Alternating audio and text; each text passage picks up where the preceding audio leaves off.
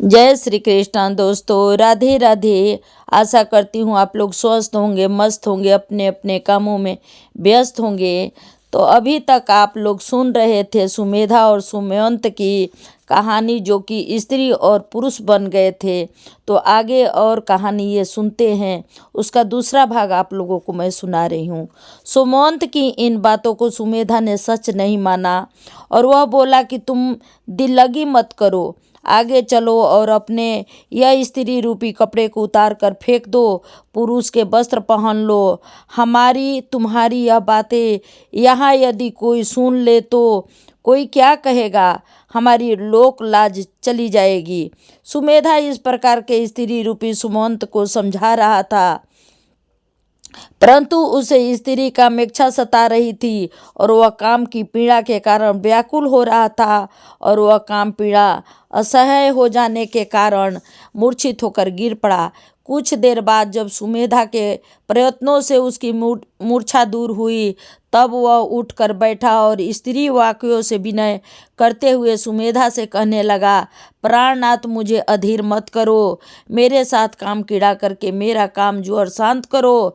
तब सुमेधा ने कहा कि यह ढोंग छोड़ दो, हम तुम दोनों गुरु बंधु हैं, ब्रह्मचारी हैं और विद्यार्थी हैं। अब सुमंत अधीरता से निराश होकर सुमेधा का हाथ पकड़कर कहने लगा, अब तो तुम मेरे पति और मैं तुम्हारी पत्नी हो चुकी हूँ।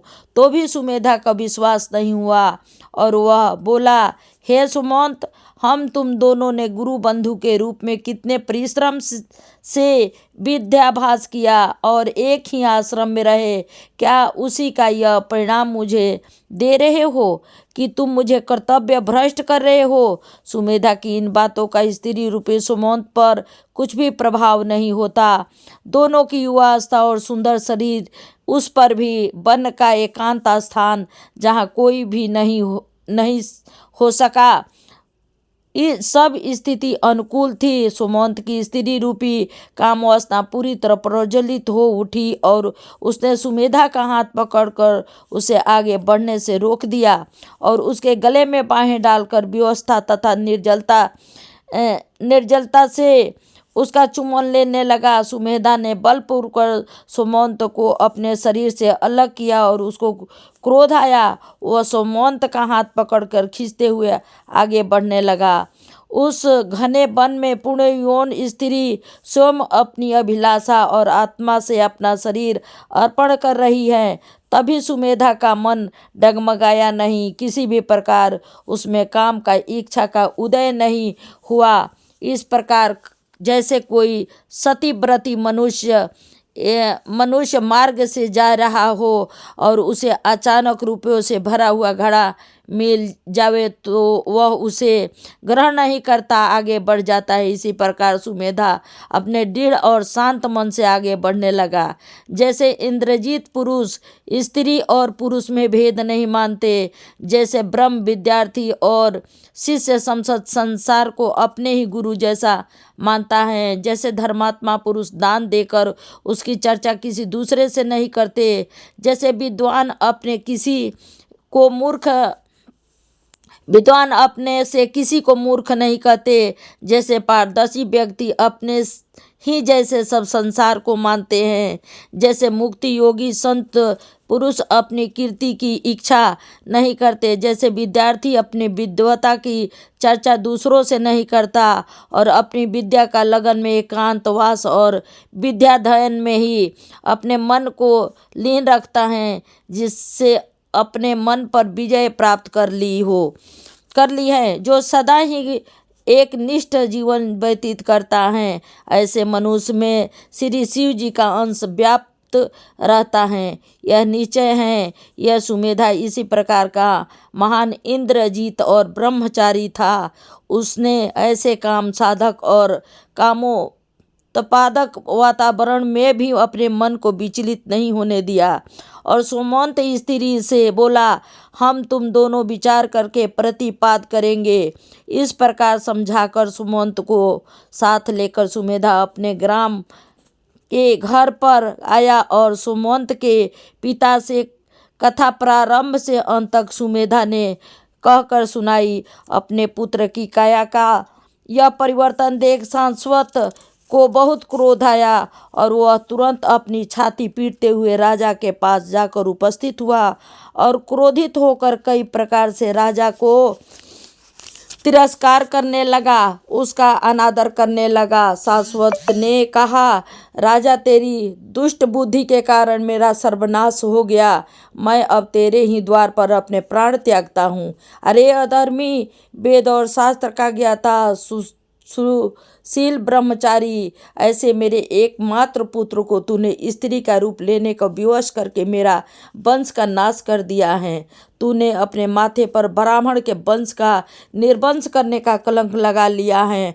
ब्राह्मण ने राजा का अपमान किया, फिर भी वह राजा ब्राह्मण के सभी कटु वचन सहन कर गए और एक शब्द भी नहीं बोले। अपना मस्तक झुकाकर उन्होंने अपराधी की तरह चुप रहना ही अपना कर्तव्य समझा और उन्हें अपने मन में बड़ी गलीन हुई साधारण व्यंग समझकर जो कार्य किया वह प्रत्यक्ष और सत्य घटना हो गई। शंकर भगवान की महिमा अपार है और शिवमंती भगवान शिव की अनन्य भक्ति करने वाली राजा को विश्वास हो गया। फिर राजा ने ब्राह्मण से अपराधों के लिए क्षमा मांगते हुए प्रार्थना की कि आप प्रयत्न कीजिए जिससे कि आपका पुत्र फिर मनुष्य स्त्री रूप को प्राप्त होवे और मेरे पुरुष रूप को प्राप्त हुए और मेरे ऊपर यह कलंक लग गया है इसका निवारण हो जाए। राजा के वचन सुनकर ब्राह्मण बोले, हे राजन, यह कार्य मेरी शक्ति से बाहर है, यह ईश्वरीय क्रोध का फल है, ब्राह्मण से कुछ नहीं बनता। यह सोचकर राजा ने स्वयं देव आराधना प्रारंभ की और उन्होंने उपकार करके प्रतिदिन निराहार रहते हुए 9 दिन तक व्रत अनुष्ठान किया। तब देवी प्रकट हुई और प्रसन्न होकर देवी ने राजा से कहा, राजन, तुम्हें क्या चाहिए, अपनी इच्छा कहो। देवी जी का आश्वासन सुनकर राजा ने देवी की स्तुति की और हाथ जोड़कर बोले, माता, मेरे अपराध के कारण ब्राह्मण पुत्र सोमवंत पुरुष से स्त्री रूप हो गया है। आप कृपा करके उसे उसका मनुष्य रूप पुरुष रूप तन प्रदान कीजिए। देवी बोली, हे राजन, तुम जो वर मांग रहे हो यह कार्य तीनों काल भूत भविष्य वर्तमान में होने वाला नहीं है। वह सोमवंती पतिव्रता और शिव जी के अनन्य भक्त तथा सद्गुणों वाली गृहिणी है। उसकी भावना का मान रखने के लिए स्वयं शिव जी ने जो कार्य किया है उसे शिव जी की इच्छा के विरुद्ध मैं कैसे भी पुरुष तत्व को प्रदान नहीं कर सकती, परंतु तुम्हें उपाय बताती हूँ, वही करो। उस स्थिति सोमवंत का ब्राह्मण पुत्र सुमेधा से ही विवाह करा दो। शाश्वत ब्राह्मण का वंश नाश नहीं होगा और मेरे वरदान द्वारा शाश्वत को एक विद्वान तथा सद्गुणी पुत्र प्राप्त होगा। ऐसा कह देवी अंतर्धान हो गई और राजा देवी जी का आज्ञा अनुसार सुमेधा से उस स्त्री सोमवंत का विवाह कर दिया।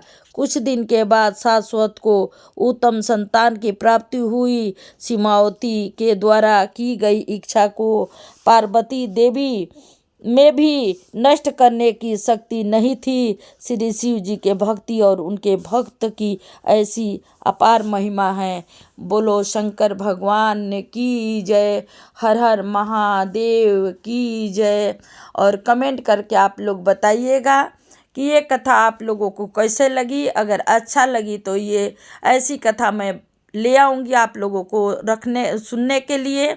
और अच्छा लगे तो कमेंट करना, शेयर करना और सब्सक्राइब करना। अगर न्यू है चैनल पर तो सब्सक्राइब करना। जय श्री कृष्णा, राधे राधे।